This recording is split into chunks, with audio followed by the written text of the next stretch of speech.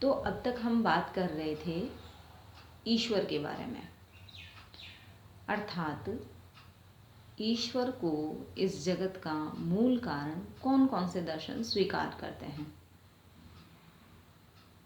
तत्व मीमांसा की प्रक्रिया में हमने ये देखा कि जब हम विश्व के मूल कारण को जानने की चेष्टा करते हैं तो सभी दर्शन जो हैं, जहाँ तक हम भारतीय दर्शन की बात करते हैं तो भारतीय दर्शन को दो भागों में बांटा जाता है, आस्तिक और नास्तिक दर्शन।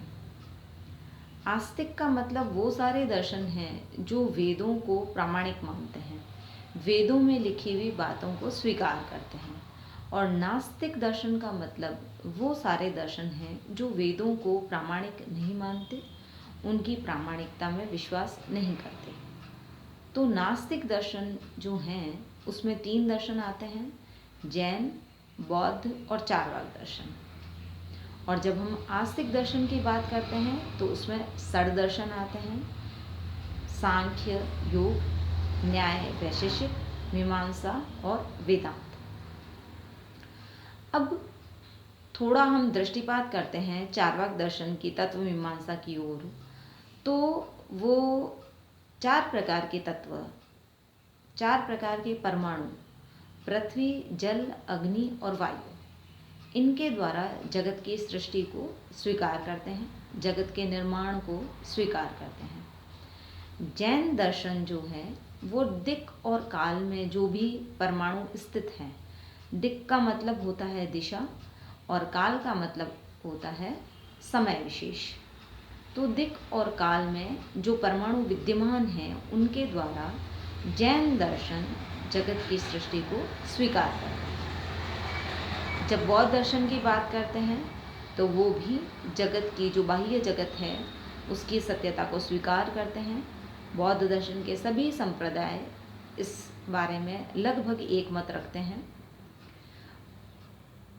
परंतु जब हम आस्तिक दर्शन की बात करते हैं तो सभी आस्तिक दर्शन के अपने अपने दर्शनों के अनुसार, अपने अपने तत्व मीमांसा के अनुसार अलग अलग मत रहते हैं विश्व के मूल तत्वों को जानने के बारे में।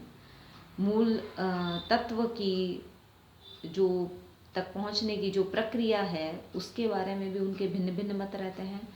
परंतु सांख्य दर्शन के अलावा बाकी 5 दर्शन जो है वो किसी न किसी रूप में ईश्वर की सत्यता को स्वीकार करते हैं, ईश्वर की प्रामाणिकता को स्वीकार करते हैं। परंतु सांख्य दर्शन केवल मात्र प्रकृति के द्वारा ही इस जगत की सत्यता को स्वीकार करता है कि ये प्रकृति जो है वो त्रिगुणमयी है, सत्व, रजस और तमस, इन तीनों गुणों के द्वारा ही इस जगत की सृष्टि हुई है। और इस पूरी प्रक्रिया में उन्हें कहीं भी ईश्वर की आवश्यकता महसूस नहीं होती है। तत्व मीमांसा के बारे में एक चर्चा करने के बाद में, एक मोटी मोटी चर्चा करने के बाद में हम थोड़ा मुड़ते हैं ज्ञान मीमांसा की ओर। जब हम भारतीय दर्शन को जानने का प्रयास करते हैं तो मोटे मोटे तौर पर 3 शब्द हमारे सामने आते हैं। पहला है तत्व मीमांसा, दूसरा है ज्ञान मीमांसा और तीसरा है नीति शास्त्र।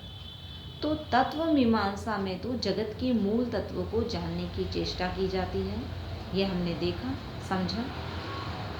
और ज्ञान मीमांसा की प्रक्रिया में हमें ये देखना होता है कि जिस तत्व मीमांसा को अमुक अमुक दर्शन स्वीकार करता है वो उस प्रक्रिया तक पहुंचा कैसे, क्या विधि, क्या प्रक्रिया उन्होंने अपनाई जिसके द्वारा उस अमुक तत्व को, उस पर्टिकुलर तत्व को उन्होंने उस जगत का मूल कारण माना।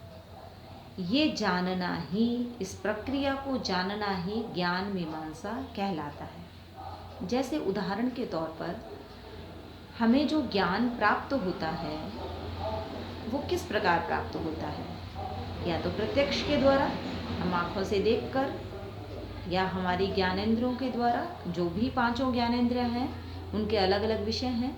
आँख के द्वारा देखकर, कान के द्वारा सुनकर, जीभ के द्वारा चखकर, नाक के द्वारा सूंघकर अथवा त्वचा के द्वारा स्पर्श के द्वारा हमें जो ज्ञान प्राप्त होता है उसे हम प्रत्यक्ष ज्ञान कहते हैं।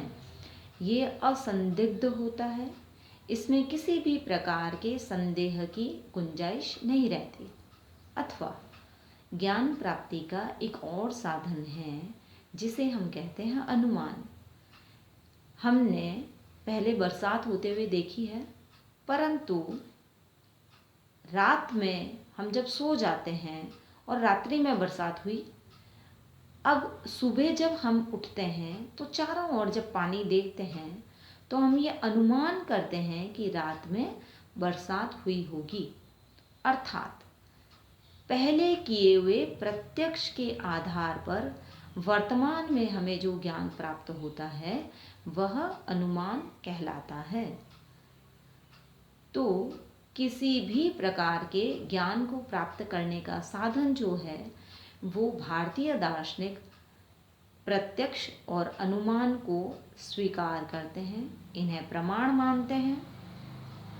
इसके अतिरिक्त और भी साधन हैं और भी जो प्रमाण हैं उनके द्वारा ज्ञान की प्राप्ति हम कर सकते हैं, इसको भी स्वीकार करते हैं।